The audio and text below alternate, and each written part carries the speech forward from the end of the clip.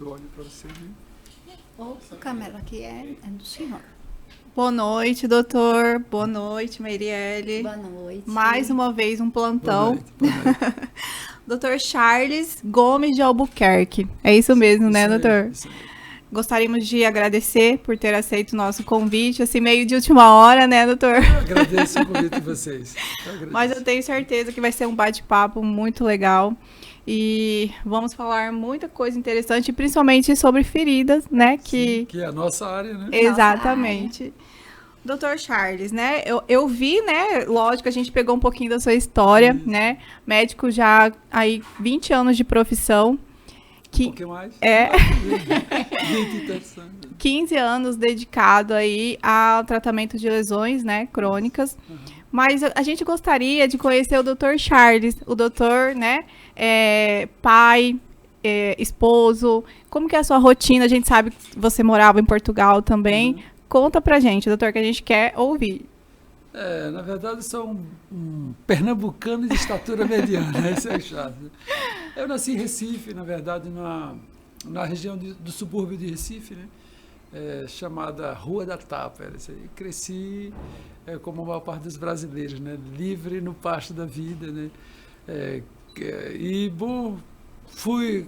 Quando a gente entrou na idade escolar, eu fui fazer engenharia de pesca e depois desisti, fui fazer veterinária, aí desisti, aí fui ser controlador de voo. Eu fiz 3 anos de veterinária e fui controlador de voo. E depois daí é que eu decidi fazer medicina, né? Eu fiz medicina e controle de voo. Eu tenho, na verdade, Legal. 2 filhos, uma menina de 14 anos, a Letícia, e o Adonis, de 10 anos, né? E sou casado com a mesma namorada há 30, namoro 35 anos, né? Gente, e casado bacana. e tal. Esse é o Charles. E, na verdade, uma das minhas profissões que escolhi foi ser pai, né? E a gente ficou casado 10 anos sem ter filhos, e quando a gente decidiu ter filhos, eu tinha, como a maior parte dos médicos, vários empregos, né? Eu tinha uma clínica privada, era médico da prefeitura, do estado, professor universitário, e além de conselheiro do Conselho Regional de Medicina, e aí não tinha tempo para ter filho. Eu já estava 10 anos de casamento, a mulher já com 34 anos ali. Aí eu disse, olha, vamos ter filho. Então mudamos de cidade, porque senão eu não ia conseguir largar o emprego. Aí saí de Porto Velho e fui para Aracaju com o objetivo de ter filho. E dizendo o seguinte, olha, a gente vai ter filho o seguinte, eu vou ter só um emprego. E a gente vai criar os filhos sem empregados. Eu tomo conta um horário e você outro. E fizemos exatamente isso. Que legal. Então eu virei babá trabalhando meio turno. Eu ficava pela manhã com os filhos e à tarde eu ia para o consultório.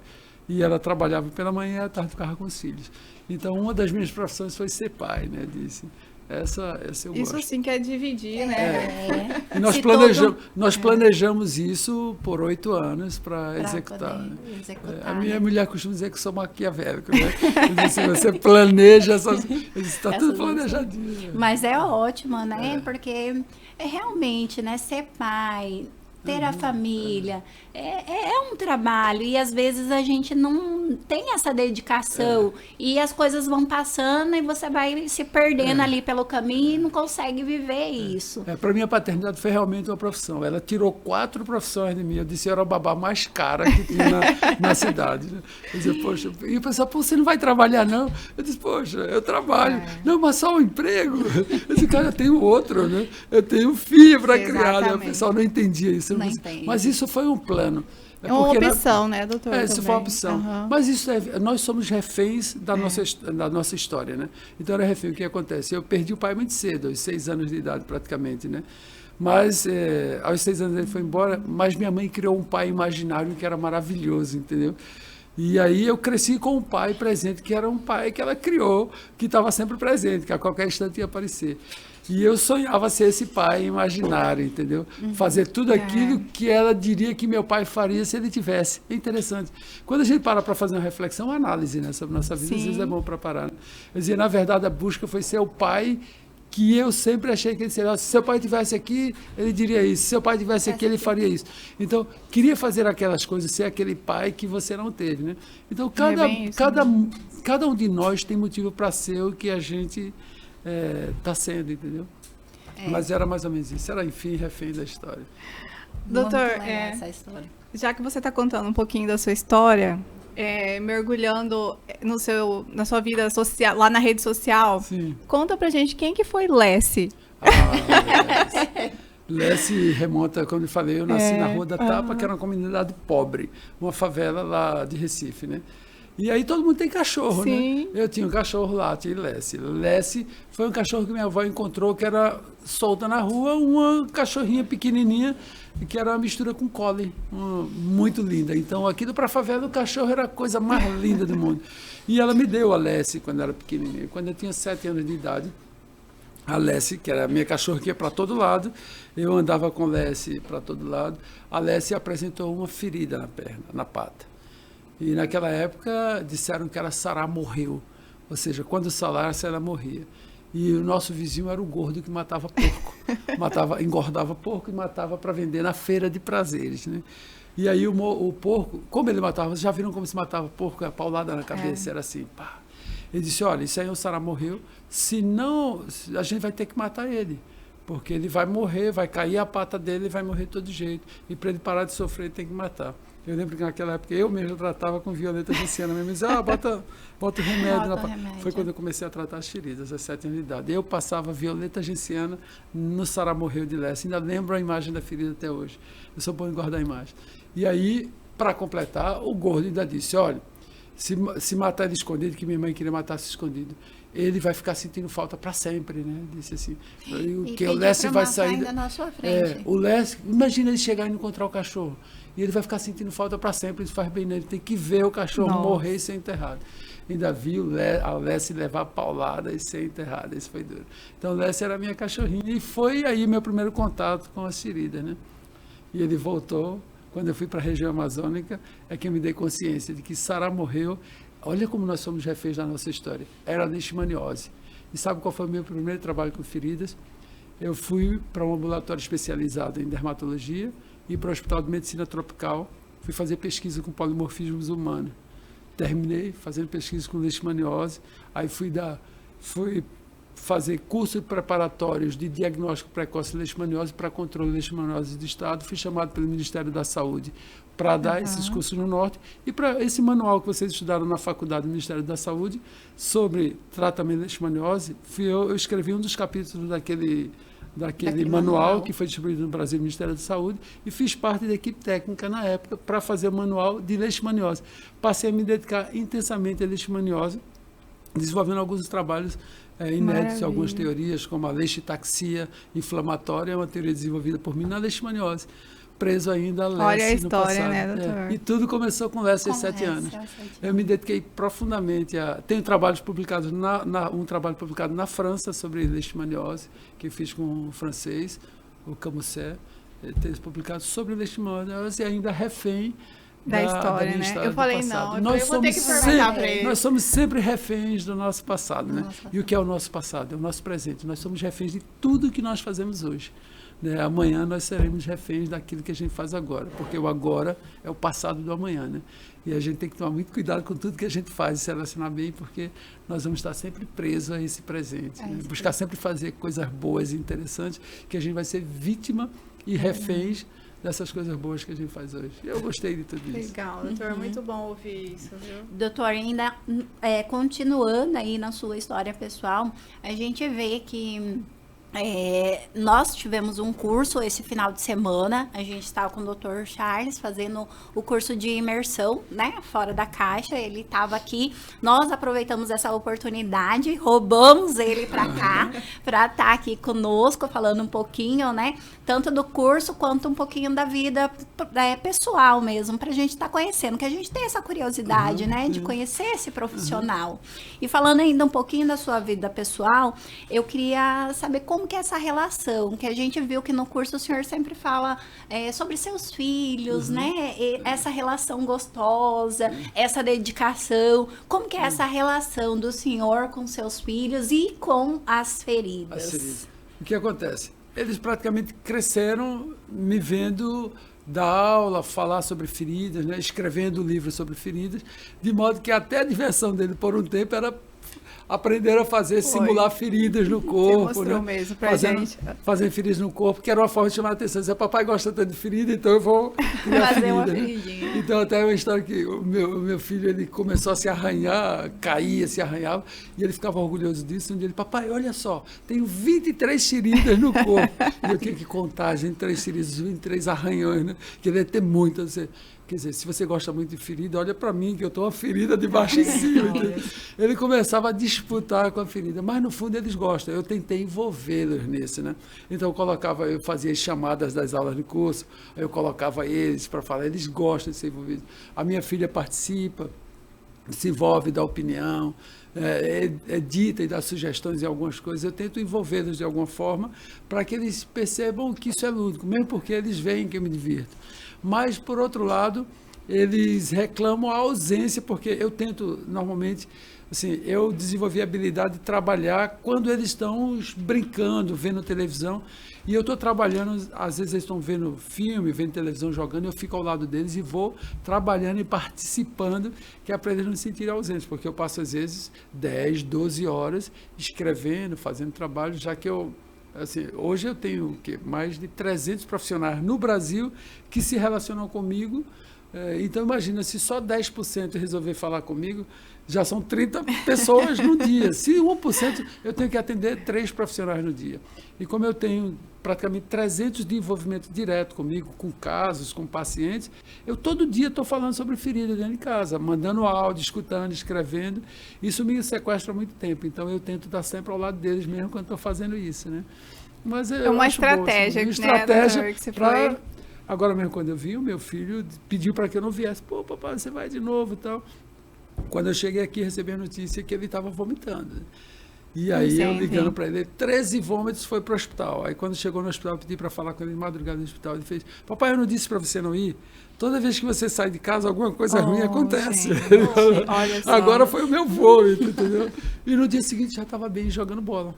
Ele sempre. Dá pra ver que eles também são muito apegados. São muito apegados. Agora eu vou trabalhar esse desmame, né? Eu tenho que trabalhar esse desmame, né? Eles já estão crescendo, já não precisa tanto de um pai carregando nas costas. Para você ter ideia, até hoje, eu ando com meu filho de 11 anos nas costas, né? A coisa que ele mais gosta é andar nas minhas costas. Nossa, né? Muito legal. Mas eu tenho que fazer esse desmame, né? A gente precisa, há tempo para tudo, né? Aos pouquinhos, isso para o bem deles, né? Pro meu, né? Pro meu, eu tenho que começar isso aí. Aos pouquinhos vai dando certo, vai dando certo. Os pais têm dificuldade de desmamar o filho, né? O filho que tem dificuldade... Filho não tem nenhuma dificuldade de se afastar dos pais. São os pais que têm dificuldade. Sofrem, né? A gente tem que trabalhar isso na gente. Né? Nós não somos mães, né? Então, assim, essa relação filho, né? A gente ainda não entende muito, mas é muita coisa, assim, que a gente vê, a gente fala realmente... É o sacrifício, né, doutor? É o sacrifício. Escolhas, né? São escolhas, planejamento também do casal, né? Então, eu estava até conversando com o doutor sobre isso. Então, assim, são períodos que a gente sabe que vai demandar um pouquinho mais, né? Como eu digo, tempo. É uma profissão. Igual profissão. Isso é uma profissão. Exige dedicação, lógico. Que pode. Tem gente que tem uma profissão que leva, né? A profissão, né? Tem gente que planta uma coisa e vai lá, só recebe água quando chove, né? Filho pode ser assim também, lógico. Tudo pode sobreviver assim, né? Mas, assim, o que recebe atenção cresce, né? E se você não der essa atenção a essa relação, ela mingua, entendeu? O filho vai crescer com o tempo, mas sem isso. Né? São escolhas, como você diz. Mas, lógico, eu acho que normalmente todo mundo vai seguir seu caminho, recebendo atenção ou não, as pessoas vão seguir e vão fazer a sua história com o que receberam, né? Então a gente dá... Certo. E algum deles falam, doutor, de seguir a medicina? Não, a filha em ser veterinária. E o meu filho fala em ser mergulhador, paraquedista, né? E pesquisador de coisas do fundo do mar. Pronto, que legal, né? Uma coisa que e era veterinária. Gosta dos animais. Tá certo. Então, agora vamos... Antes da gente começar a falar sobre o curso, né, das feridas fora da caixa, eu queria agradecer aos nossos patrocinadores, Folha 360. Se você quiser ficar bem informado, acesse o Folha 360, que tem aí as notícias de Cuiabá e Mato Grosso para vocês. E a Ultramédica Produtos para a Saúde. Então, se você precisa de alguma coisa para a saúde, aqui do lado tem um QR Code, você pode acessar pelo QR Code e vai entrar direto no site da Ultramédica. E hoje a gente gostaria também de agradecer a Biofarma por nos conceder também essa presença ilustre do doutor aqui, por nos ter feito essa conexão, né? E pela disponibilidade dele de estar aqui conosco. Obrigado. E então, voltando lá, vamos falar agora um pouquinho sobre as feridas fora da caixa. Doutor, como que surgiu esse curso, esse projeto, como que foi? Bom, tudo começou com S, né? Tudo começou aos 7 anos de idade.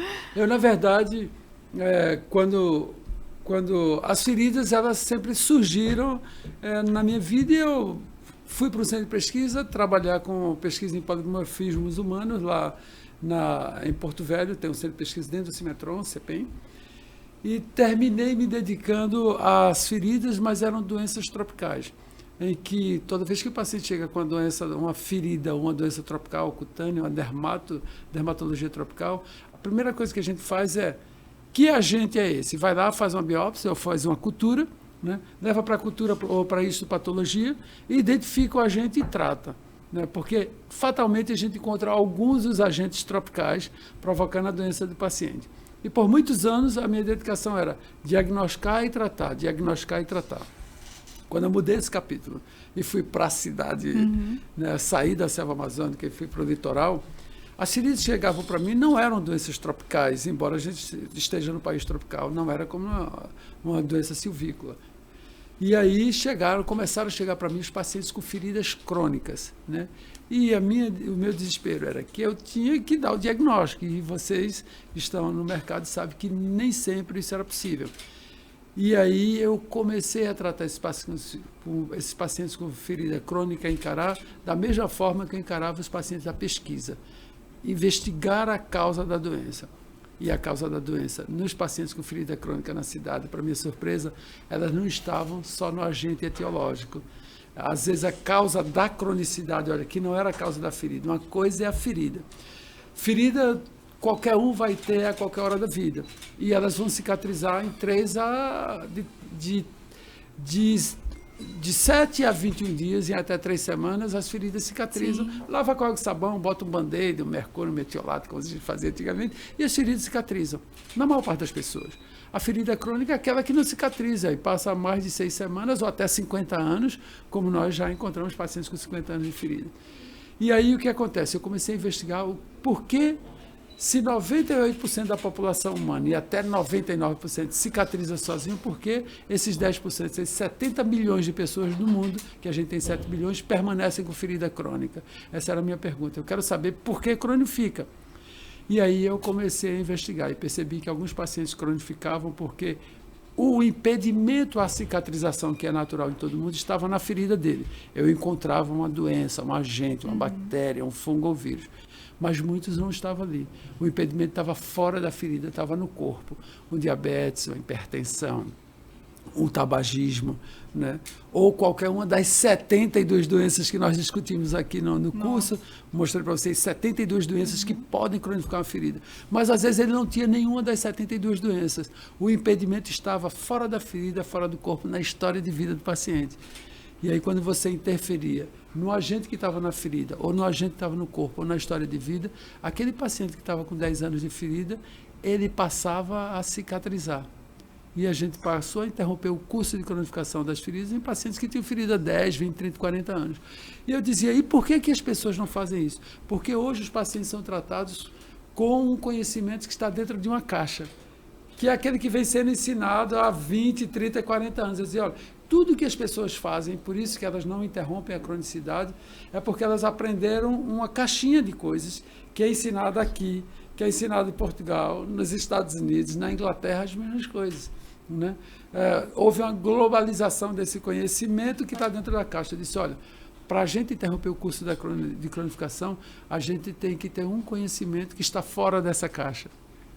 a gente tem que encarar as feridas com conhecimento fora da caixa, e foi o que eu comecei a fazer. E eu chamei feridas fora da caixa porque vamos tirar, né? Vamos pegar conhecimentos que estão fora da caixa para tratar essa ferida. Tira da caixa para poder tratar. Qual é a caixa? A caixa ela foi implantada ou lacrada há 22 anos atrás com o preparo do leito da úlcera. Quando eu falo isso, as pessoas que ensinam se sentem agredidas, porque preparo do leito da úlcera é tudo. Tira dessa caixa e você vai ver. Eu posso mostrar, como vocês veem no curso, inúmeras doenças que, aplicando todos esses mnemônicos que são ensinados nessa caixinha, elas não funcionam, né? E cronificam a ferida. As feridas são cronificadas porque, para tratar a ferida, a gente precisa pensar fora da caixa de conhecimento que vem sendo ensinado há 40 anos. É por isso que o nome é Feridas Fora da Caixa. E foi esse curso que vocês viram agora. E eu posso dizer com tranquilidade que as pessoas passam pela faculdade, por pós-graduação, mestrado e doutorado. Eu já falei isso no meio de pessoas com esse título, e quando elas entram em contato com o conteúdo do Feridas Fora da Caixa, elas se surpreendem e dizem, realmente, Charles, você ensinou coisa que eu nunca vi, nem na graduação, nem na especialização, nem no meu mestrado, né? Então, nós temos alunos no FFC, o FFC é um curso de aperfeiçoamento profissional que tem doutorado, que tem mestrado em feridas, que tem doutorado, e eles estão lá dizendo, caramba, isso é muito bacana. Porque não é muita coisa nova, mas é só uma forma diferente de olhar o que a gente já sabia. Vocês perceberam? A gente já sabia disso, mas, cara, eu nunca olhei por esse lado, né? É bem isso mesmo. Né? Aí a pessoa vira ao lado e diz assim, caramba, é diferente, né? Isso que na imersão foram 3 dias, né, doutor? 3 dias de imersão. Obrigado. O que nós vimos hoje é uma aula sua só, praticamente.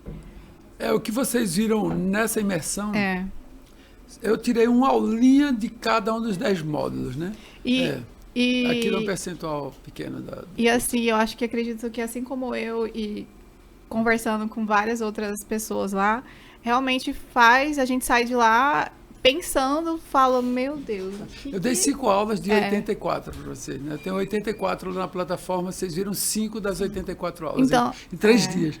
3 dias nós discutimos 5 aulas. E aí eu fico imaginando a gente dentro do curso, né? Que a gente, né? São quantas aulas? Lá a gente tem 84 agora, mas as aulas vão fechar em mais de 100, né? Porque eu ainda estou devendo 14 aulas, né? Mas o pessoal nem se preocupa, o que tem aqui dá muito. Você vê, a gente discutiu em 3 dias 5 aulas. 5 aulas. De 84. Então, assim, isso realmente nos faz, né, pensar realmente fora da caixa, né? Então, você imagina dentro do curso, né? O quanto... É válido, né? É rico, né? E falando até em conhecimento, falando em cursos, né? Doutor, o senhor tem ideia de quantos estudos o senhor já produziu ou participou?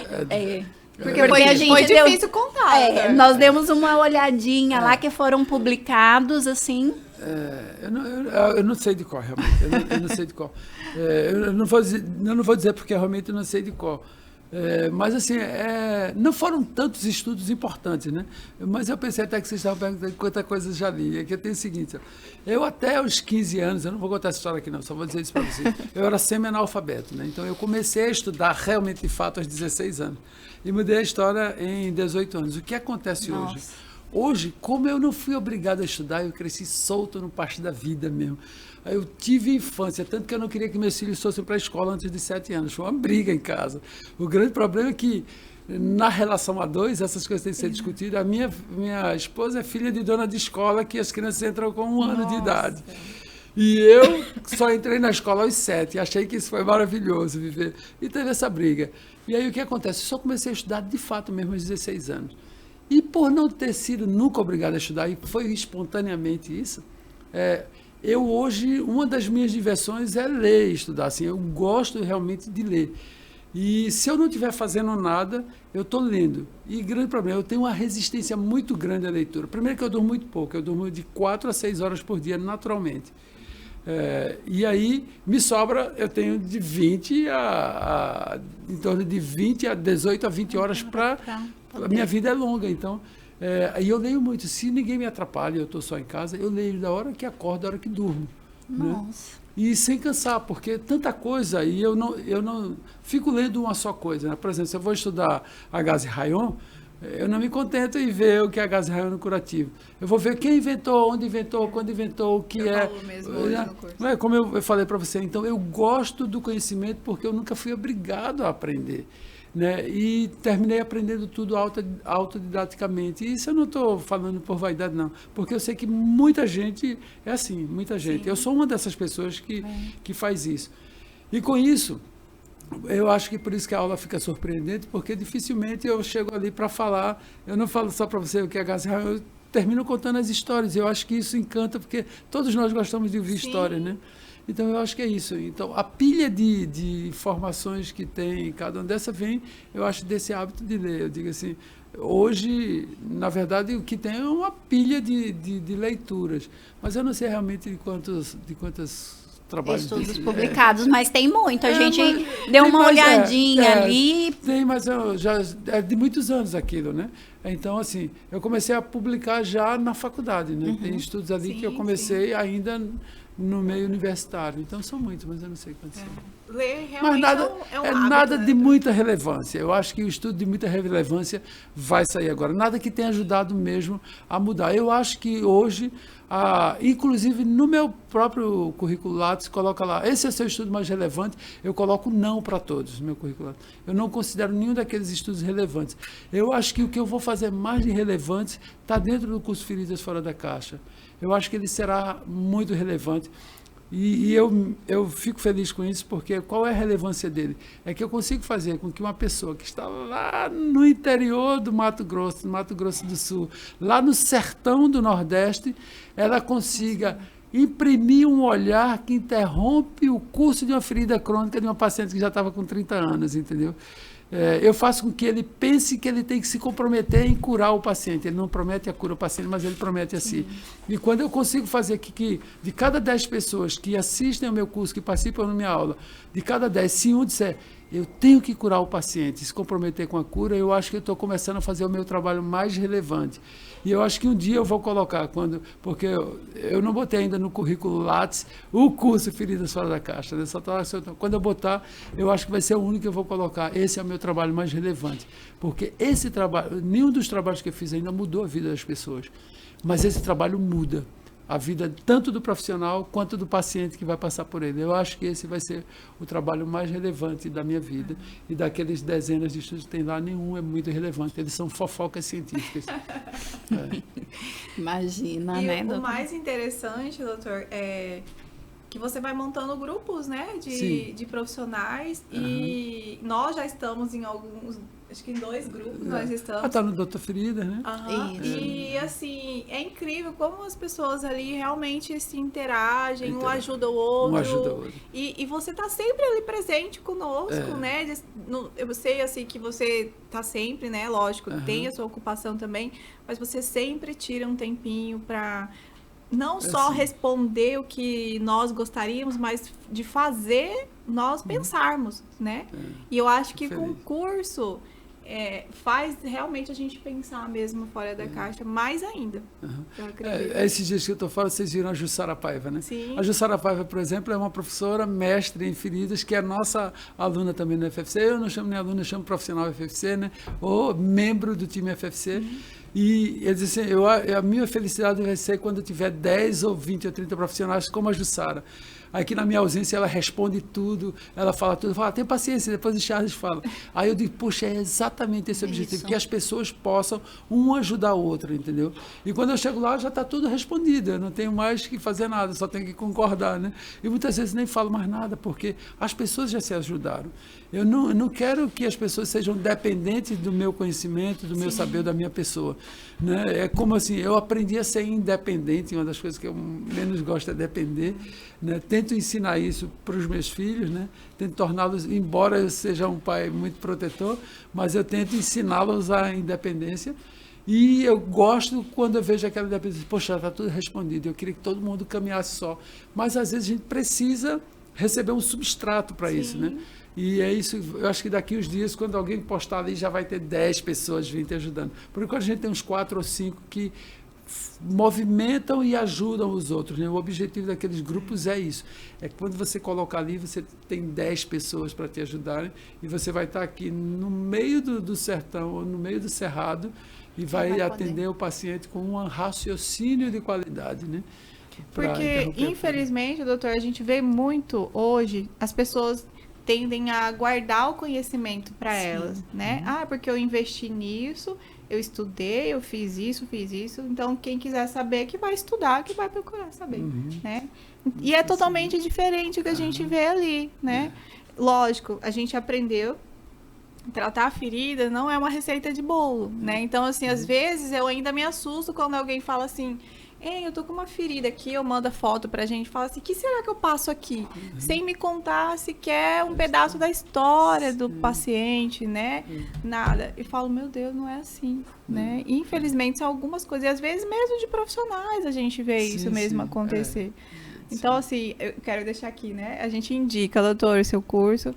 Obrigado. Hoje foi um pedacinho do que a gente conseguiu ver, mas realmente a gente quer, né, Mary? Realmente fazer o curso. Perfeito. Porque ainda perguntaram pra gente, a gente começou a postar, né, algumas coisas e mandaram mensagem, né, das pessoas profissionais que te conhecem. E aí, Simone, é tudo isso mesmo? Ele faz mesmo a gente pensar fora da caixa, né? Eu acho que até essa curiosidade, né, de saber o que é isso, né? Qual que é esse tratamento? O que ele vai fazer que é tão, assim, diferente? Nada demais, né? Nada demais. Os Não, tratamentos são os mesmos. E realmente, na verdade, assim, não é nada demais, mas é muito. Porque, às vezes, uma concepção que você tem, uma coisa que você olha centralizado, olha naquela direção, é como o senhor falou, né? Você te dá várias possibilidades. Então, abre o leque. Quando você abre o leque, isso te torna mais assertivo também, né? No seu tratamento, no seu relacionamento com o paciente. Então, realmente abre o leque.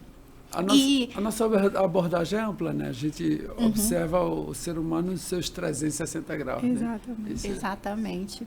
E uma das... a gente conversando, porque o curso também, ele te dá, assim... Ele é bom porque você encontra também outros enfermeiros, porque enfermeiros quase não se encontram, é só no plantão. Tchau, outro tchau. Ou então, oi, bem rápido, porque...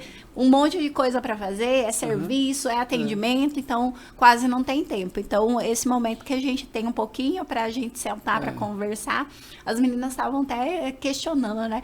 O doutor tem especialidade em dermatologia, né? Mas tem tanta coisa na dermatologia, né? A parte estética. Será por que ele foi escolher feridas, né? Eu fiz estética. Na verdade, eu montei a primeira clínica de estética na Zona Sul de Aracaju, né? E eu fazia estética na Zona Sul e fazia feridas na filantropia, né? Eu fui atender dermatologia geral na filantropia e atendi estética na Zona Sul. E inclusive dava aula em pós-graduação de dermatologia, de estética para médicos. E o que acontece? Aí eu comecei a atender na Zona Sul, dermatologia geral, começaram a chegar na filantropia, é um bairro, uma região mais carente de Aracaju, onde eu atendo há 16 anos. E aí o número de pacientes começou a crescer, e terminei transformando tudo em feridas, atendimento de feridas crônicas. E aí começaram a surgir pacientes de ferida crônica na Zona Sul, porque eram os patrões das pessoas que estavam lá, eram os patrões, eram os conhecidos, eram os parentes. Aí começaram a ir para o consultório privado. E começaram a chegar as feridas no consultório que eu preparei para estética, para botar botox, para enchimento, peeling, fios de PDO, entendeu? Harmonização facial era o que eu fazia. Começaram a chegar as feridas lá. E não tem comparação do mercado um com o outro. Mas eu tive... As pessoas são movidas por algumas coisas, né? Então, assim, eu sou de uma família de filantropos, assim, a minha mãe é a caridade em pessoa, entendeu? E você é refém da sua história. E eu também sou impossível porque eu faço mais as coisas que me dão prazer do que aquelas que me dão lucro. Tanto que eu faço muitas coisas que me dão prejuízo, né? Então eu fazia as coisas que me dão prazer. E com o tempo eu passei a sentir muito mais prazer em cicatrizar uma ferida do que em tentar deixar a pessoa mais bonita do que ela era, entendeu? Né? As pessoas vinham para ficar mais bonitas. Lógico que você restaura Sim. a autoestima da pessoa, tudo. Mas era diferente. Restaurar a autoestima, ou deixar a pessoa mais bonita do que ela é diferente de você restaurar a vida da pessoa. Porque uma pessoa com ferida crônica, ela interrompe a vida dela. Ela tem uma vida ulcerocêntrica, que gira em torno da ferida e todos os outros projetos ficam de fora. Ela não pode sonhar com o mar, ela não pode sonhar com a carreira, ela não pode sonhar com a profissão, ela não pode sonhar, às vezes, nem no casamento do parente, porque ela fede. Ela perde o sonho, a vida dela é ulcerocêntrica. Ela só sonha em se livrar da ferida ou em nunca mais se livrar da ferida, que tem isso também. E então, quando você interrompe a cronicidade e cura essa ferida, você, é o que eu digo assim, você cria uma nova possibilidade para essa pessoa. Então, restaurar a vida, a possibilidade da pessoa, me dava muito mais prazer. É muito diferente isso.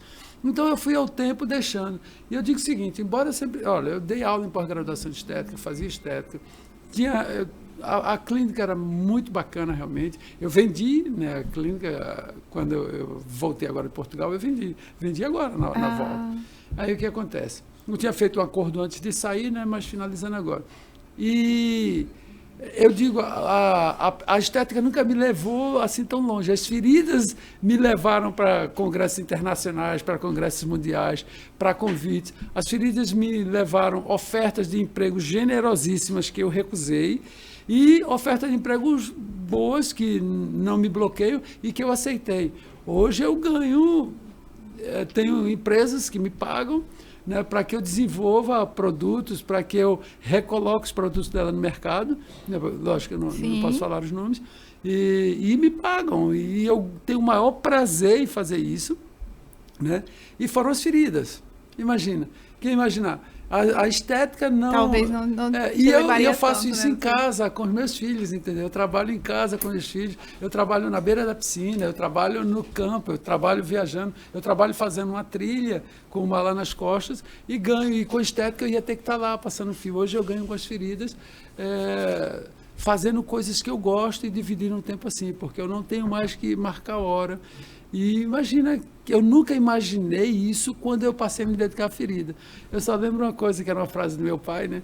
Que eu disse assim, eu tenho o meu pai real, que viveu até 6 anos comigo, e depois ele se separou da mãe, e ele morreu quando eu tinha 12. Entre 6 e 12 eu tive 3 encontros com ele. Mas ele era um pai imaginário presente todos os dias, né? Então esse pai, que eu não sei se foi o real ou imaginário, ele costumava dizer o seguinte, olha, quem vai dar um saco, leva um saco para receber também, né? Então, assim, quando eu larguei estética e fui para a ferida, eu dei muito mais do que eu recebi, né? Assim, dava. Só que eu não sabia que esse saco estava enchendo. Hoje, o retorno que esses filhos me deram, quando eu fiz, era a opção certa. A estética me dava com a minha presença e não com a minha ausência. E hoje, as feridas trazem esse retorno, inclusive financeiro, que eu não esperava das feridas, né? E é uma coisa que me dá tanto prazer, não preciso nem dizer para vocês. Vocês percebem como eu tenho prazer em fazer isso? O brilho está no seu olhar, doutor. Eu tenho prazer em fazer isso e digo assim, e houve o retorno dentro daquela história. Poxa, eu dava sem esperar que isso fosse acontecer, porque eu gostava. Como eu tinha condição de fazer aquilo, eu também não dependia só da clínica, né, mas o retorno foi muito bom e gratificante. Então, hoje, se eu tinha motivos para desenvolver trabalho nas feridas, hoje eu tenho muito mais, né? Eu tenho um laboratório que ele mantém o centro filantrópico, basicamente, né? Isso é muito bacana, imagina. É muito bom, eu poder, né, dar um tratamento de qualidade ao paciente que jamais receberia, de graça, sem nada. Isso por si só já compensa, ele não tem que pagar consulta, nem material, nem nada. Isso é muito bom, isso é um retorno extraordinário. Realmente, né? E assim, a gente identifica muito com a sua história porque a gente vê, né, Simone, na finalização de uma ferida, de um tratamento, realmente restaurador, né? A gente estava com um paciente com múltiplas lesões, teve um AVC, ficou internado muito tempo, então tinha lesão por pressão, tinha lesão nos calcâneos. Então, múltiplas lesões. Então, assim, quando ele terminou e tava com hemiplegia, né? Então, quando ele terminou, né, na cadeira de roda, ele falou, olha, hoje eu termino um passo muito importante, né, aqui com vocês. E assim, a partir desse momento, né, eu vou poder fazer a hidroginástica para eu conseguir, né, voltar com os meus movimentos. Então, isso para mim é um passo muito grande. Então, a gente, naquele momento, assim, emocionante. Nossa, o coração até sente, até agora, como se fosse naquele dia, né? A gente realmente escutar isso, né, de um paciente é muito bom. É muito bom. Às vezes, é que nem o senhor falou, o dinheiro, né, o que você faz, às vezes não paga. Não paga o nosso tratamento, não paga a gente estar ali. Às vezes o nosso lucro é pequeno, a gente trabalha numa clínica popular, né? Então, muitas vezes, quando eu fui começar a trabalhar lá, muitos me falaram, você vai para uma clínica popular. Você sabe que você não vai ganhar muito dinheiro, né? E lá no hospital você ganha muito mais. Só que hoje a recompensa é muito maior, né? Então tem coisas que realmente a gente tem que repensar. E fazendo o que a gente gosta, de verdade, né? Você falou assim, eu lembro da paciente que ela chegou, ela tinha 10 anos de filho, ela disse, doutor, meu sonho é tomar um banho de mar, ela dizia, né? Eu sei que ela achava que não podia com a ferida, né? Eu disse, não, mas você pode, você vai tirar um dia, vai atrapalhar um pouquinho esse caso. Você fez, não, doutor, eu só quero entrar quando tiver curado. Eu disse, tá bom, então agora eu vou ter que te curar. E aí depois ela manda a filmagem dela entrando no mar, entendeu? E chorando porque entrou no mar 10 anos depois de ferida. Isso é impressionante, entendeu? Isso pra gente é muito gratificante, né? O sonho da pessoa é você entrar no mar, entendeu? E você, às vezes, eu só quero entrar curada e... Eu disse, não, falar no mar, não tem problema, depois eu quero entrar curado e te manda um filme, entendeu? Assim, você faz parte disso. Isso é muito bacana. Isso é muito bom. Maravilhoso.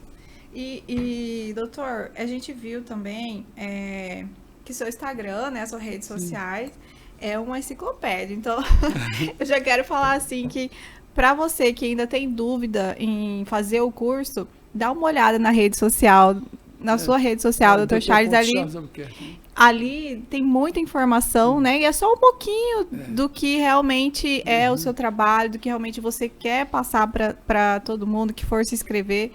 E para a gente ter uma noção, realmente, é só fazendo o curso, para a gente saber. Eu fico muito feliz que vocês defendam assim e reconheçam isso. Eu fico realmente muito feliz, fico emocionado. E esse é o meu objetivo, realmente. Fazer com que as pessoas achem que vale a pena. Que eu digo assim, uma coisa é quanto você paga por algo, né? E outra coisa é quanto você leva, né? O valor agregado das coisas, né? Então, a mesma coisa uma coisa é quanto te pagam para fazer alguma coisa. E outra coisa é quanto você leva, né? Então, às vezes as pessoas pagam um pouco, mas você leva muito. Né? E isso é importante, né? O que você está levando para você, na sua bagagem, daquilo que você está fazendo. A pessoa, poxa, não vou não, isso aqui eles pagam muito pouco, né? Assim, poxa, eles me pagam um pouco, mas eu ganho muito. Entendeu?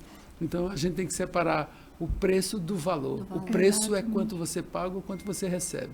O valor é quanto você dá ou quanto você leva, né? Então, às vezes, a gente ganha pouco, mas leva muito, né? Muito valor. Então, isso é importante. Muito valor agregado, né?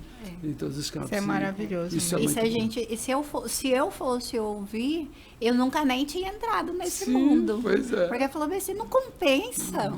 Você vai ganhar isso, não compensa. Não vai. Você vai perder seu tempo, né?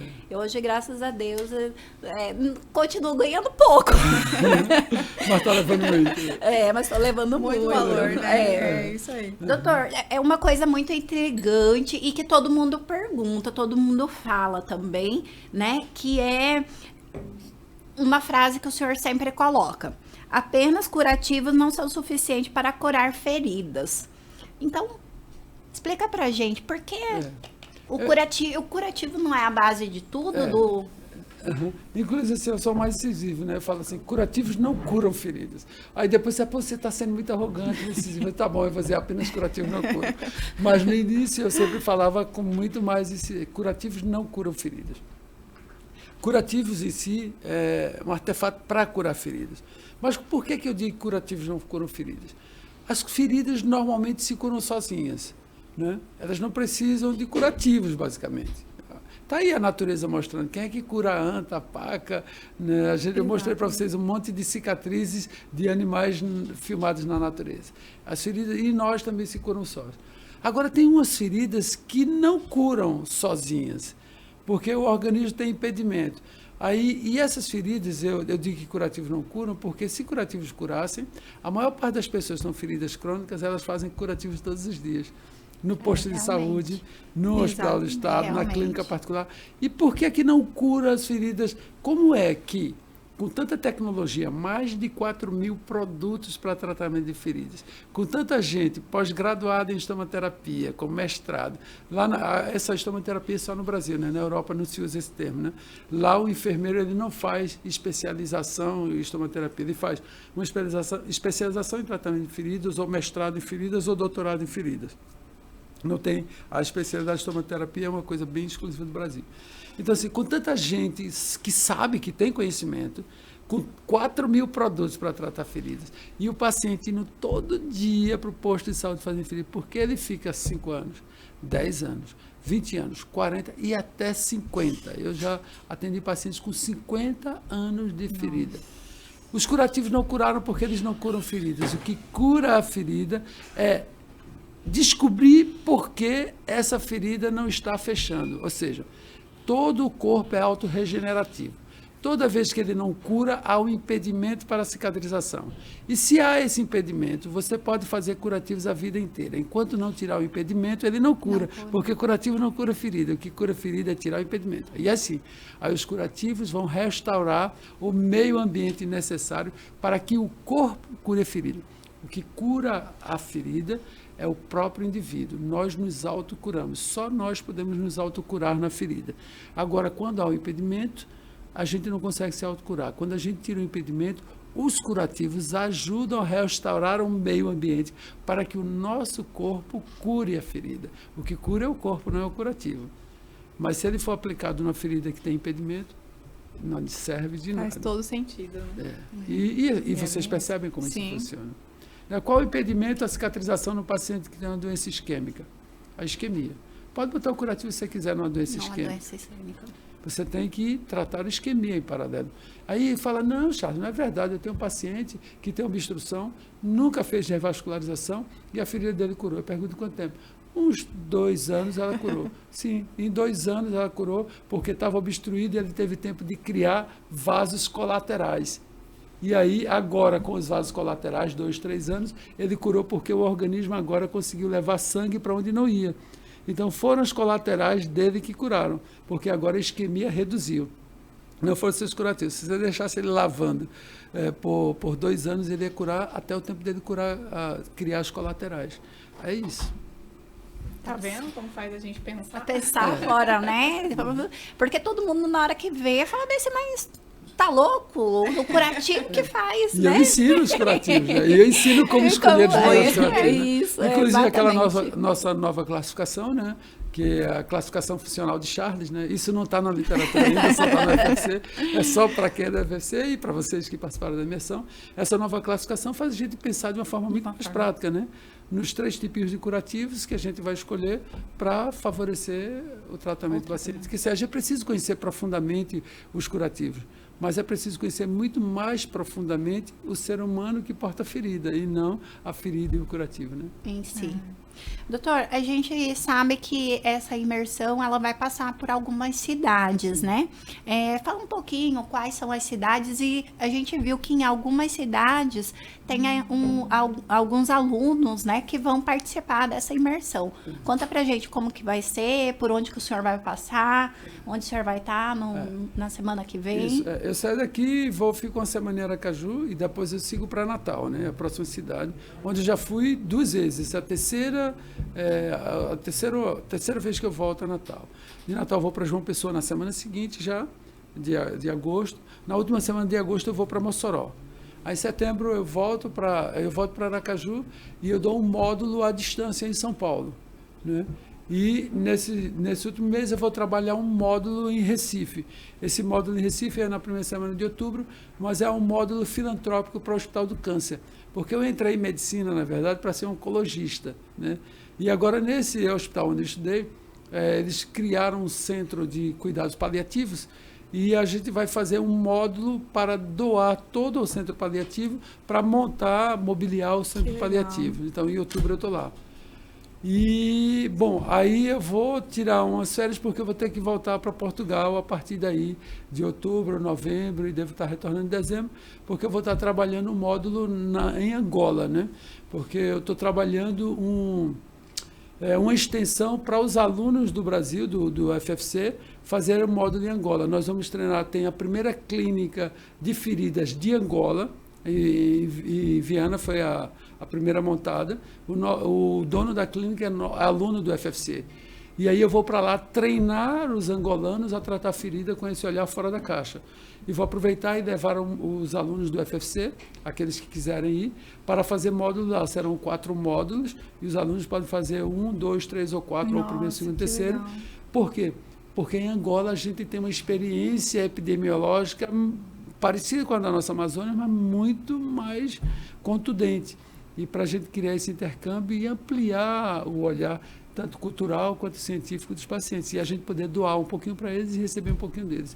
Então, eu vou estar, nesse tempo, eu vou estar trabalhando essa ida para Angola. Então, até o final do ano, então, assim, a partir do próximo ano é outra coisa, que a gente tem um projeto de fazer todas as capitais brasileiras, né? Uma por mês, até finalizar. Então, o nosso objetivo é estar em todas as capitais brasileiras, uma vez a cada mês, no próximo ano. Mas a nossa esperança é que o senhor volte, doutor. Sim, e olha, com o acolhimento que eu tive aqui, certamente eu voltarei. Voltarei com o curso um pouquinho melhor. E nós vamos querer ir para Angola também. Olha que oportunidade. Se vocês estiverem, né? E vocês podem levar o podcast para Angola. Olha que legal. Podem levar o podcast para Angola. Que oportunidade. Olha, vamos vai ser bacana, sim. Vamos sim. Vamos pensar certinho e vamos analisar isso, né? Já pensou? Que chique a gente vai ficar. Que chique, E o curso lá ainda tem evento cultural, né? A gente vai para imergir científica e culturalmente em outro país. Isso é muito bom. Nós vamos conversar sobre isso, doutor, sim, mais pra frente. Sim, eu não vejo a hora. Doutor, a gente fala muito, né, no curso sobre os tratamentos, como pensar, né? Mas fala pra gente o que o senhor acha, né, que isso impacta na vida dos profissionais que estão aqui em atuação há muito tempo. Como que o senhor acha que isso impacta? O que? O tratamento, o curso? Não, o curso. Como Sim. que o curso, eles impactam na vida profissional, certo, né? Pessoal, eu tenho um objetivo muito claro, eu digo para todo mundo, né? O meu objetivo é contaminar, é uma frase que eu até parei de usar um pouco, é contaminar as pessoas com essa forma de ver o paciente. Né? Se eu sair daqui e deixar de cada 10 um contaminado, eu fico feliz. É contaminar com essa forma de perceber o paciente. Né? Eu fui contaminado há muito tempo com essa forma de ver. O que eu estou fazendo não é nada meu. Né? Eu só estou levando esse vírus adiante. Né? Que é contaminar essas pessoas com essa forma, eu acho, mais humana de ver, que eu aprendi, né? E que eu senti. Porque assim, quando a gente cresceu na comunidade pobre, a gente foi vítima há muito tempo dos olhares indiferentes, entendeu? Né? Quando você viveu no Brasil, dependendo do serviço público, né? E quando você não teve dinheiro para pagar serviço privado, você foi muito tempo vítima da indiferença do sistema. Né? Você era mais um prontuário. Né? E há muito tempo eu fui contaminado com a forma humana de se tratar. Então, eu não tenho nada de novo. Na verdade, eu tenho uma doença, um vírus que me contaminou. E eu passo adiante. Eu disse, meu objetivo é contaminar as pessoas com essa forma mais humana de olhar. Né? E não é porque eu sou bom, não é por isso, é porque todo mundo tem essa capacidade. O grande problema é que às vezes a gente não tem mais tempo para isso. A gente não pode dar aquilo que não recebe. A gente passa por uma universidade muito tecnicista. A universidade não te dá, e como você vai passar adiante? A gente vai fazer um estágio, um internato no hospital, onde o paciente recebe o nome de chão 1. Chão 1, chão 2, chão 3. Não sei se vocês viram isso. E isso ainda existe 30 anos depois. Eu lembro que na faculdade, 30 anos atrás, eu me recusei. Eu passei no internato, que a gente fazia concurso para o internato, e quando chegou lá, tinha o paciente chão 1, chão 2, escrito sobre o paciente, ele deitado no chão, escrito chão 1. essa medicação para o paciente chão 1. Onde ele está? O Joaquim está no chão 1, chão 2, chão 3. Eu disse chão 1, aí eu fiz uma crônica. É porque eu escrevo também, né, era um dos objetivos. Aí eu fiz uma crônica sobre isso, né? Como eu vou tratar o paciente chão 1, chão 2, chão 3, chão 4? E aí você depois, quando você vai como estudante, vendo seus mestres, seus professores, atendendo o paciente de uma forma técnica, o paciente do chão 1, né? Você vê os seus professores tendo que fazer o paciente, tratar o paciente com o que não tem, entendeu? E agora já não tem nem tempo de ter carinho, porque não há tempo, tem 10 pacientes, e você não entende, a gente como criança não entende que ele está tratando o paciente indiferente, porque ele não tem nem tempo para ter diferença. Aí você aprende a indiferença. Mas aquele médico, às vezes, era um médico muito humano, ele só não teve tempo de exercer a humanidade dele. E você não sabia disso, e você não teve tempo de aprender a humanidade do seu professor. Mas ele era um professor humano, ele só não teve tempo de exercer. E como ele não teve tempo de exercer, ele não passou a humanidade que ele tinha. A única coisa que ele passou foi a indiferença. Porque ele não tinha tempo de ser humano, ele tinha que ser indiferente e tratar todo mundo, porque tinha o chão 1, chão 2, chão 3, chão 4, ele não podia ter mais carinho por outro. E como ele não te deu esse carinho, esse olhar carinhoso para o paciente, você como profissional não recebeu. E a gente não pode dar aquilo que não recebe. E eu tive tempo de receber isso, e a única coisa... E eu vejo que é possível, e eu vejo como as pessoas se encantam quando eu estou falando isso, né? E eu digo assim, eu vejo ali de cada 10, como aquela ali, ó, pessoas encantadas com aquilo. Eu digo, esse vírus pegou essa pessoa. Não, mas porque aquelas pessoas já têm essa humanidade, elas só não tiveram tempo de ver, porque os professores delas não tiveram tempo. Lógico que a sorte é que aqui e acolá nós encontramos muitos professores humanos, mas ele não consegue contaminar toda a turma, né? Então, eu acho que é mais ou menos isso. Então, não há maior virtude, é apenas a escola, né? O que eu tento passar é a escola que eu aprendi, né? E eu sei que tem muita gente que só não faz porque não aprendeu na sua escola. E quando a pessoa vê, por exemplo, o Dr. Wagner daqui, que coisa fabulosa. Ele também. O angiologista. Eu não conhecia. Que coisa fabulosa. Foi maravilhoso a presença. Surpreendente, a humanidade daqui. Você muito. olha para ele e você percebe. Então, assim, como eu digo, eu falava para vocês, é bom que eu não estou aqui para mentir sozinho, mas assim, é bom que eu não estou aqui para amar sozinho. Você vê que ele tem amor. Ele tem amor. E um médico maduro, entendeu? Não foi contaminado, não foi destruído. Ele não se coisificou. Porque as profissões coisificam, né? As profissões são uma coisa que a gente recebe na forma de canudinho e tem pessoas que viram aquela coisa, né? E a humanidade se perde na coisa. A coisa, o ser médico, ele é mais do que o ser humano. Ele não coisificou. O Dr. Wagner aqui, Cuiabá, tem um exemplo de uma alma médica. Lógico, deve ter muitos outros exemplos. Sim. Mas dá gosto, não dá muito gosto você só conversar, você olhar. Você vê como ele fala dos pacientes, da dedicação dele. Ele queria tratar todos aqueles lá. Manda para mim, manda todo mundo. Isso é muito importante. Quantas pessoas ele não contamina com aquele olhar? Sim. Né? Então, assim, eu sei que tem mais pessoas assim. Eu não estou fora da realidade, entendeu? E eu sei que você sabia que a maior parte das pessoas no mundo, elas são boas, elas não são ruins? Eu acredito. As pessoas ruins são muito poucas. As pessoas caloteiras, só se separar na sua vida. Para na sua vida. Quantas pessoas te fizeram realmente muito mal na vida? Você vai contar talvez uma, duas ou talvez nenhuma. Poucas. Agora conta quantas pessoas realmente te fizeram muito bem ao longo da tua vida. Com certeza, esse é o maior. Ao longo da nossa vida, a gente tem maior número de pessoas que nos fizeram bem, que foram honestas, que nos ajudaram, do que pessoas que nos fizeram mal. A gente vai encontrar uma ou outra pessoa que nos fizeram mal. Mas bota na balança. Isso é qualquer ser humano. Né? Se a pessoa foi uma pessoa que só levou pancada, tem alguma coisa errada, entendeu? Ninguém nasceu para levar pancada. Ela tem que se refazer. Ela tem que parar de dar pancada nos outros, que ela está recebendo de volta aquilo que ela está dando. Mas, assim, a maior parte das pessoas, elas foram muito mais ajudadas ao longo da vida do que machucadas. E quando elas foram muito machucadas, foi por uma só pessoa que a machucou várias vezes, porque ela não soube se defender dessa pessoa má. Mas, quando ela bota em número, na vida, há muito mais pessoas honestas e boas do que más.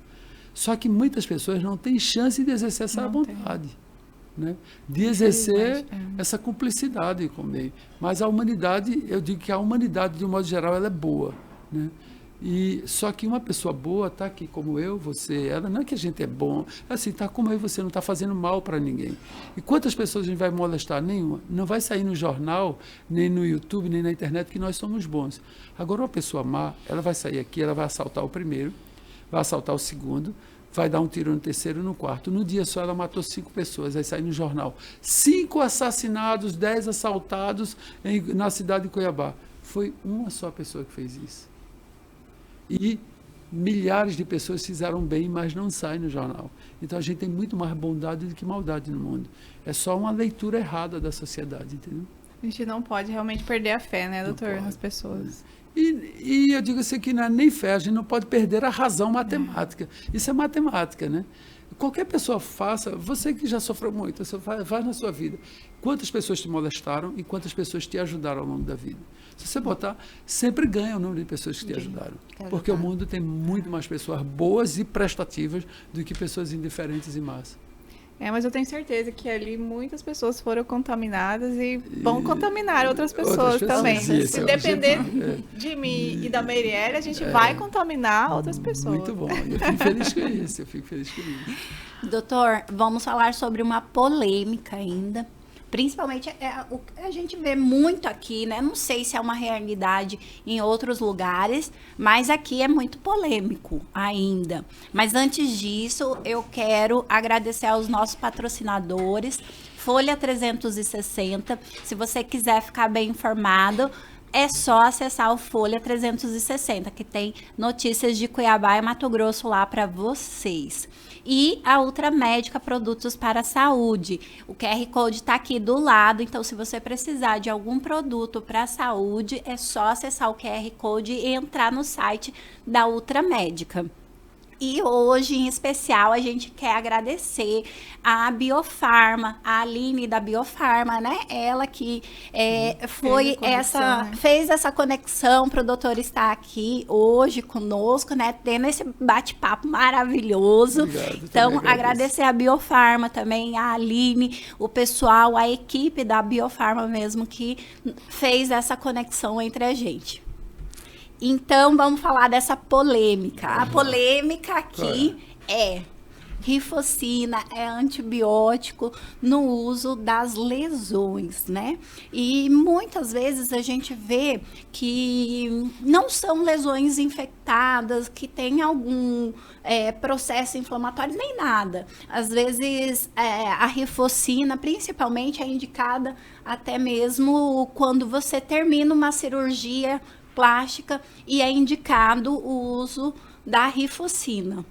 Então, doutor, fala pra gente quando que é indicado um antibiótico, né? Uma medicação tópica, né? Um antibiótico tópico na lesão. Eu vou falar, já que você fala especificamente do produto, eu acho que a rifocina ela não deveria fazer parte do tratamento das úlceras crônicas em nenhuma situação. Pronto. E se alguém indica, está cometendo erro, né? Não há. Eu acho que nem o próprio laboratório, que eu não sei nem quem é, ele tem como defender isso, né? Então, basta ler, né? Quem indica, vá ler. Não tem literatura que respalde o uso da rifocina. É um antibiótico tópico, né?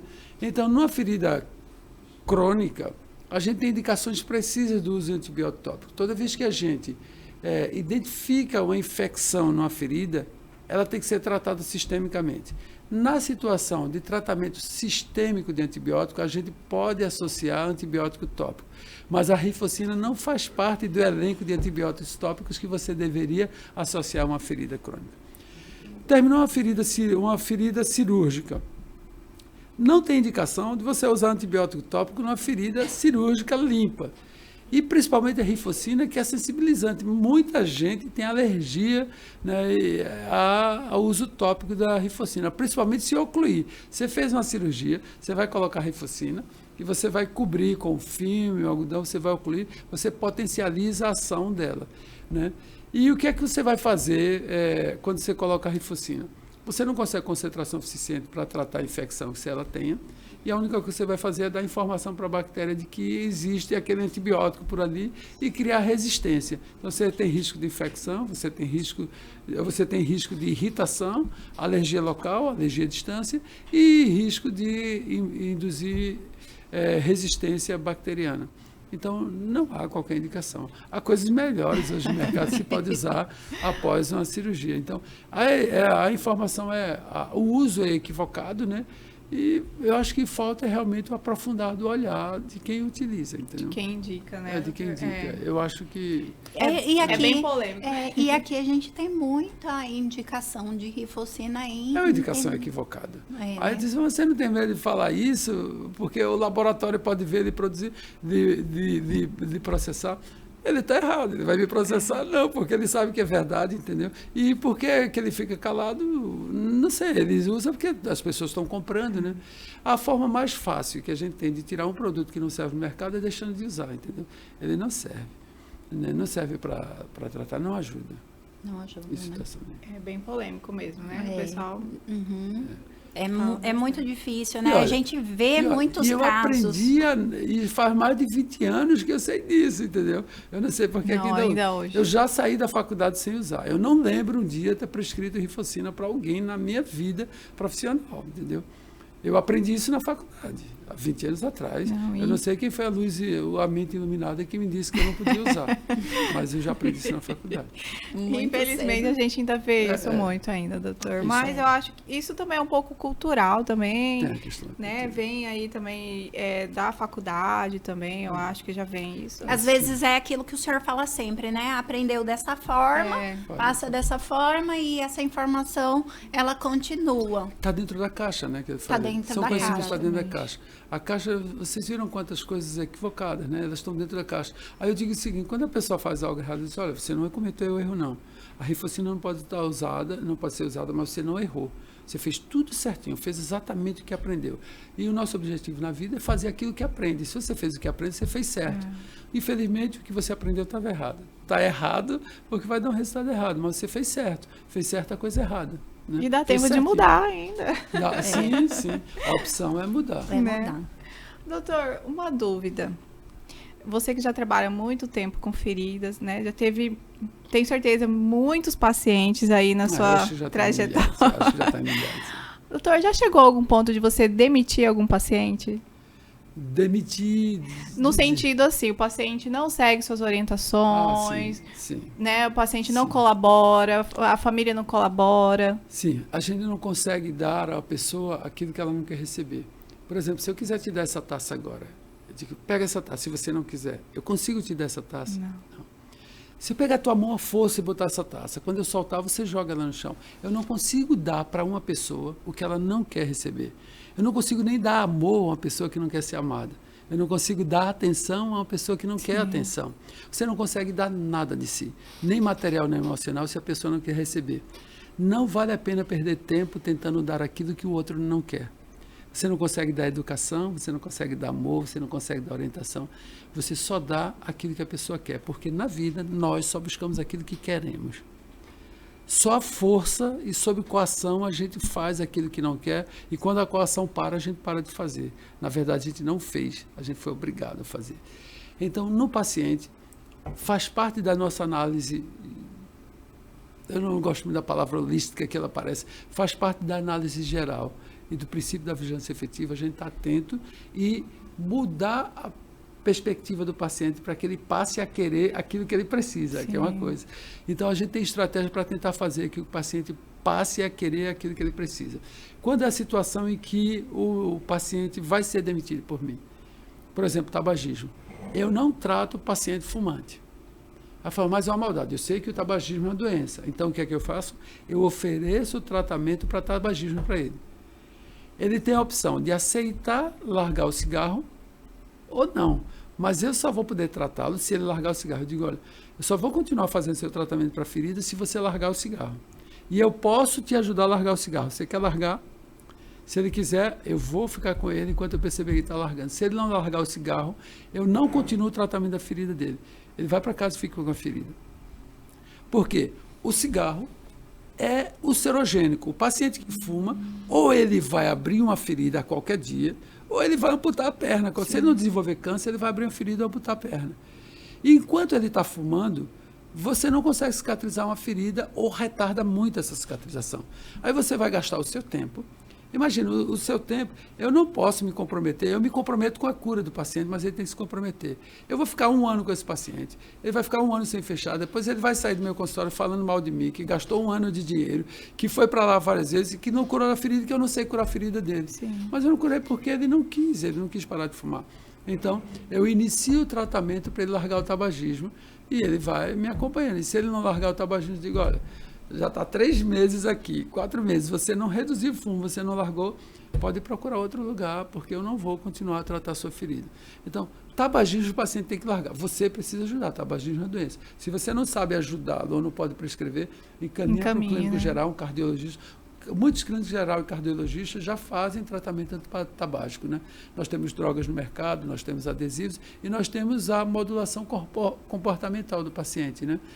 Vocês viram um pouquinho hoje eu falando, né? Como a gente ajuda o paciente. Olha, eu digo, a maior parte dos meus pacientes, quase totalidade, largam, e aqueles que não largam, eles mentem para mim, né? Dizem, eu parei de fumar, a família diz, ele está fumando 1.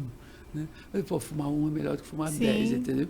Então, assim, mas pelo ele vai menos ter, tá tentando, ele vai né, ter que mentir para mim. Se ele disser para mim que ele não fuma, né, eu vou largar. E normalmente você percebe que ele está tentando, né? Tinha um mesmo que chegou e disse, já largou? Doutor, ainda não, estou fumando 1 antes de dormir. Ele fala assim, né?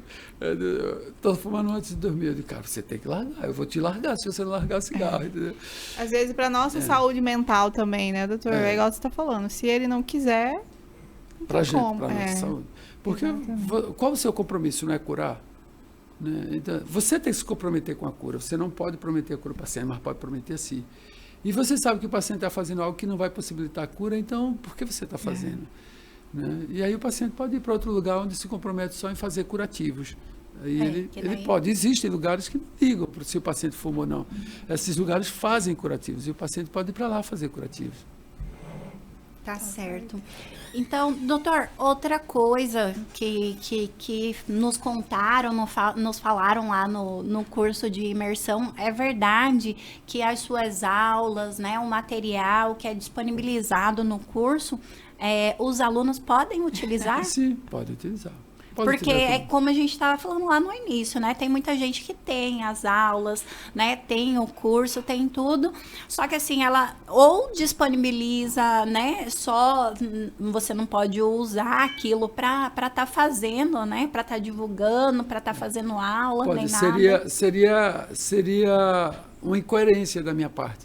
Porque quando eu digo para você que meu interesse legítimo é que mais pessoas conheçam o princípio da vigilância, porque o meu objetivo quando não é possível curar a ferida, né, você pode pelo menos diminuir o sofrimento e restaurar o riso do paciente, né, diminuir o sofrimento.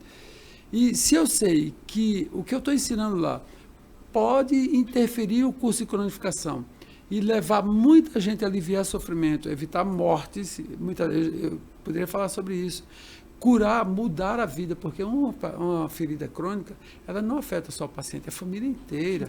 Ela tira recursos financeiros, ela tira comida da boca da criança, ela tira a possibilidade de trabalho, ela tira sofrimento, ela tira exclusão, faz exclusão social. E se eu sei que eu ensino lá pode ajudar muita gente no mundo inteiro, né, não só no Brasil, no mundo inteiro, a curar mais feridas, e eu dizer, olha, aqui não pode não, só pode para quem me pagou. E a minha ideia é que vocês possam, quem está lá dentro do curso, possa replicar, ensinar essas coisas a mais gente, porque eu não vou poder ensinar o mundo inteiro. Mas se eu ensino para 10 e 10 ensinam para 10, eu já ensinei a 100. E esses 100, cada um ensina para 10, eu já ensinei a 1000.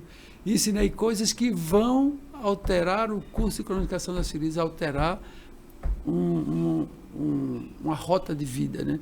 Porque muita gente não sabe, feridas crônicas matam. Só que não entra no atestado de óbito.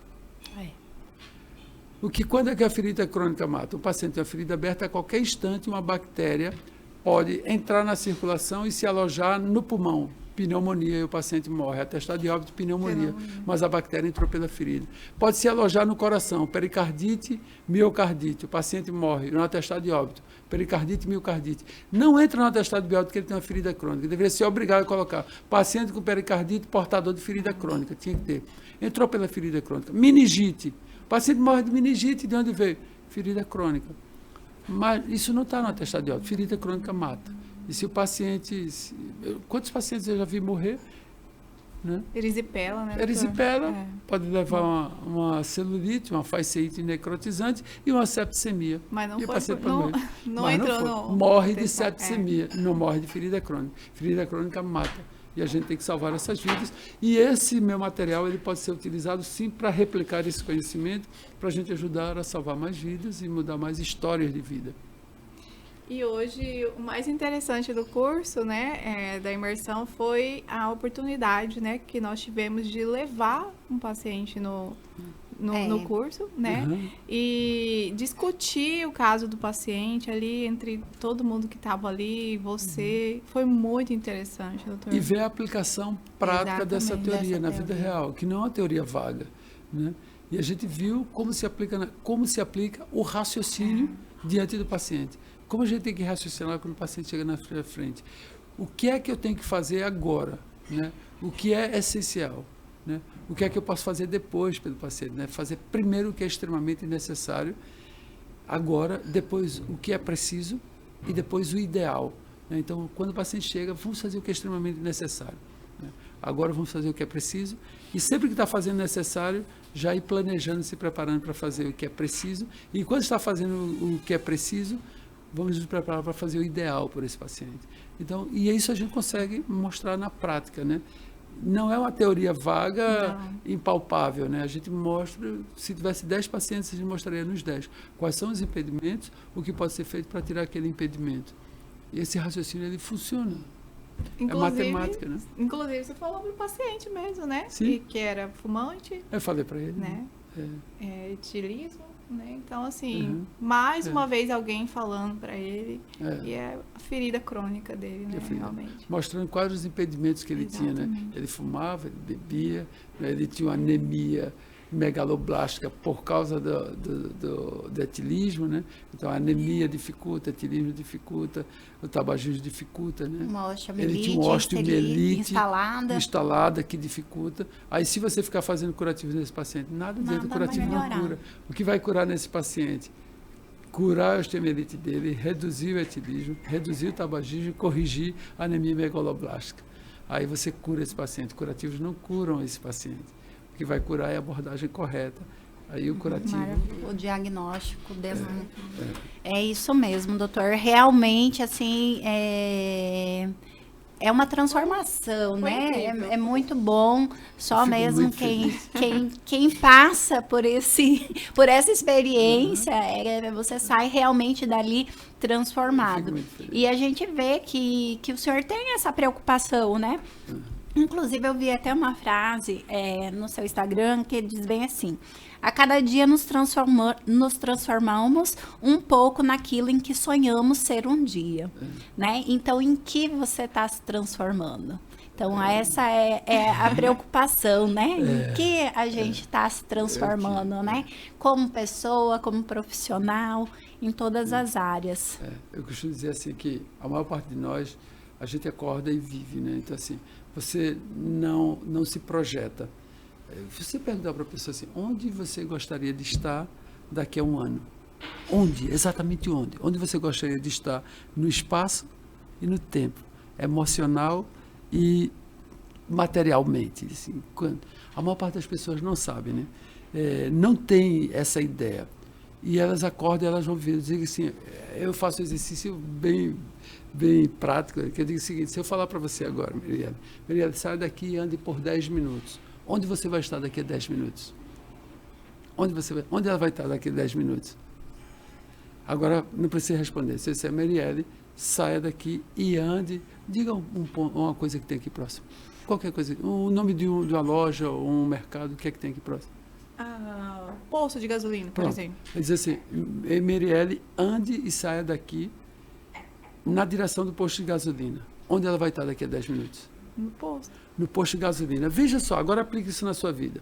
Se ela sai daqui pensando em ir no posto, ela vai estar no posto, ou muito próximo do posto, ou na direção do posto. Porque ela saiu daqui com destino. Mas se ela sai, eu digo, ande 10 minutos, ela sai sem destino. Ela pode ir para a direita, para a esquerda, ela pode ficar no corredor. A gente não sabe onde ela vai estar. Agora, faça isso na sua vida. Se você não diz onde você quer estar daqui a um ano, onde você vai estar?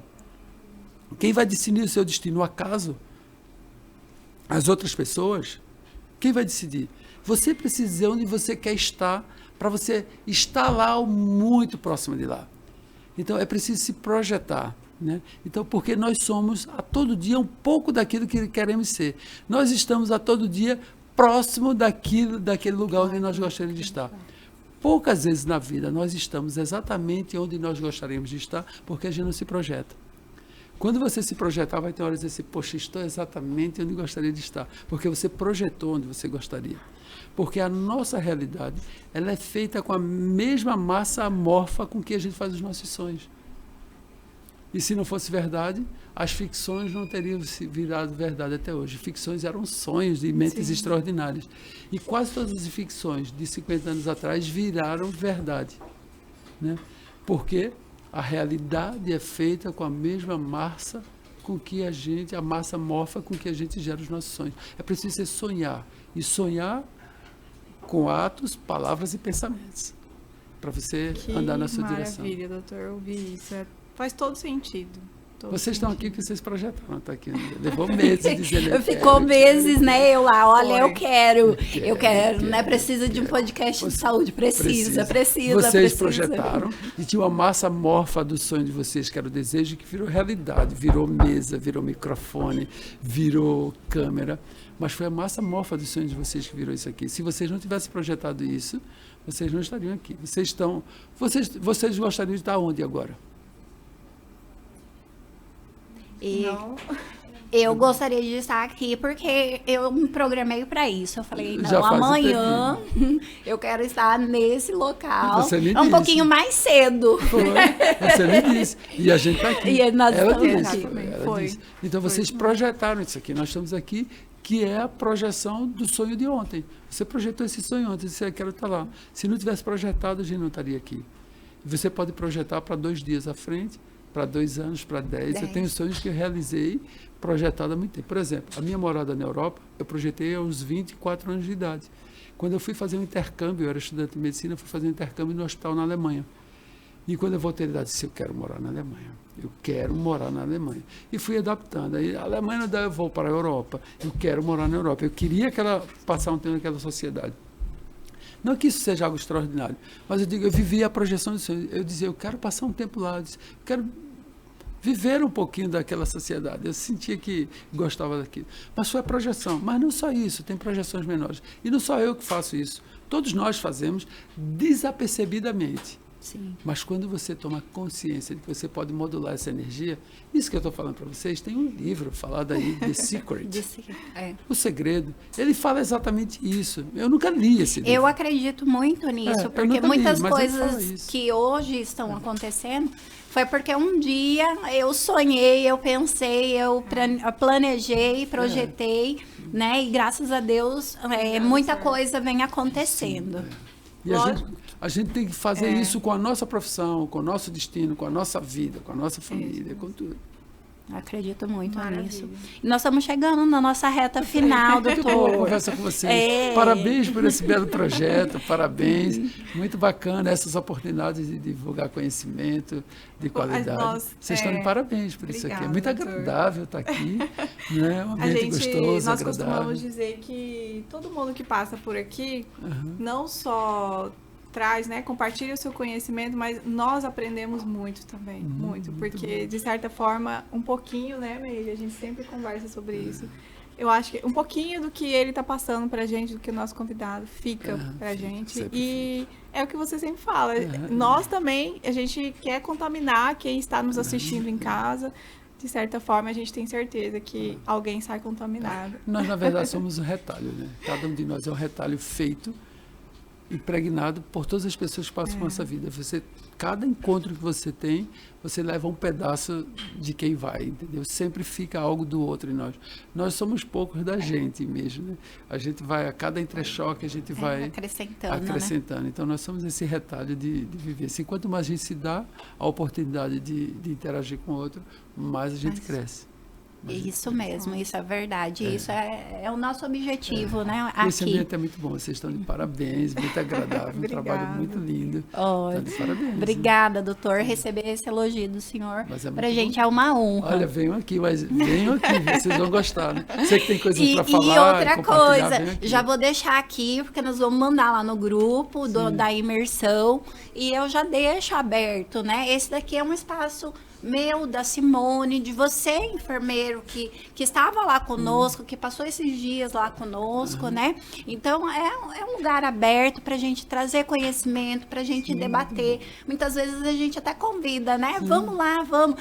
Eu tenho medo porque é ao vivo, eu tenho medo de falar. Gente, não precisa. É um lugar para a gente vir conversar, para a gente trocar ideias, né? E tá aberto para todo mundo que esteve lá no curso conosco, né? Que participou com a gente. Então, a gente tá muito... Esse espaço é nosso, é da enfermagem, é nosso pra gente estar aqui debatendo todos os dias. Também quero agradecer a Mac, a Macilene, que nos acompanhou, está aqui conosco, né? Muito obrigada por você ter vindo, pela sua disponibilidade, tá bom? Muito obrigada. E a próxima a gente quer que você venha aqui. Vamos já alinhar com ela. Isso. Doutor, para a gente encerrar, tem alguma coisa que a gente não falou, que o senhor gostaria de falar, que o senhor gostaria de deixar de mensagem? Mas é ótimo, porque tudo que o senhor fala é muito gostoso, né? É uma pessoa que a gente senta e quer escutar mais e mais e mais. Eu vou dizer o seguinte, aquela frase que eu falei... no início, né? Toda vez que a gente vai dar, a gente leva o saco para receber também. Eu demorei para entender a profundidade dessa frase, né? Mas agora eu entendo bem. Toda vez que a gente vai dar alguma coisa, seja atenção, amor, carinho, entrevista, a gente recebe muito do que dá. Um saco, muito mais do que dá. E por isso que a gente tem que ficar atento na vida. Quando a gente vai dar atenção, amor, afeto ou coisas ruins, a gente recebe um saco disso também. Então a gente tem que sempre tomar cuidado com aquilo que a gente vai dar para as pessoas, porque a gente vai receber um monte daquilo que a gente deu. Né? Então, eu vim aqui dar uma entrevista e recebi um monte de coisas. Olha quanto elogio eu recebi de vocês, olha quantas coisas vocês falaram boas. Né? Não é questão do elogio de amaciar o ego. Quantas coisas boas vocês falaram do curso Feridas Fora da Caixa. Né? Então, assim, eu vim aqui dar uma entrevista, mas eu voltando com o saco muito cheio, porque vocês falaram tão bem do curso que se eu não fosse aluno eu ia querer me inscrever. Então, assim, eu ganhei muito mais do que eu dei vindo aqui. E isso concretiza aquilo que eu sempre acredito. A gente tem que tomar cuidado naquilo que a gente vai dar. Eu sempre saio de casa, se você vai dar algo ruim para alguém, pensa, cara, não vou não, porque senão eu vou receber um saco de coisa ruim. No meio do caminho vai remodelando, vai tentando diminuir as coisas ruins que você vai dar, para dar o mínimo de coisa ruim para alguém, para voltar o mínimo de coisa ruim para você. É a lei da ação e reação, né? A nossa vida é esse ciclo de cresce mais quem dá mais, né? A gente não cresce por aquilo que a gente recebe, mas por aquilo que a gente dá. Que honra, doutor, que honra realmente escutar tudo isso vindo de você. Eu que agradeço o convite de vocês. Pessoal, então, nós vamos encerrar aqui com o doutor Charles e mais uma vez agradecer a sua disponibilidade, agradecer a Biofarma, agradecer a Aline e a equipe dela, né? Também por esse trabalho, por esse curso maravilhoso, né? Que teve aqui esse final de semana. Gostaríamos de agradecer todo mundo que participou, que estava lá junto conosco, né? Que foram 3 dias, assim, super agradáveis, né? Esse encontro, a gente conversar, debater os casos, as condutas, né? Compartilhar nossos conhecimentos. Então, muito bom. Então, hoje a gente só tem a agradecer. Eu também, eu agradeço muito mais que vocês. Foi excelente, eu não tenho nada a retocar. Espero encontrá-lo em breve também. Sim, eu também por esse espero. Mundão aí por também, esse quem mundão sabe, afora, né? por esse mundão afora. E volte sempre à nossa cidade. Comeu cabeça de pacu? Não, foi bem trecha, não é? Foi ventrecha Foi de pacu. ventrecha. Ventrecha de Porque pacu. aqui comeu cabeça de pacu. Agora eu vou dizer o seguinte, eu nunca vi um pacu tão grande. Eu tô achando que esse não é um pacu. Porque pacu lá em Porto Velho que eu conheci era um peixinho assim. Um pacu Não, do tamanho aqui do é. tambaqui, que coisa. Eu disse, aqui é um pacuzão, lá é um pacuzinho. Pacuzinho. Volte sempre, doutor. Eu agradeço. Volta aí, Obrigado. sim. Obrigado. Tá certo, pessoal. Muito obrigado por vocês que estão nos acompanhando aqui. Então, a gente fica por aqui com mais um plantão.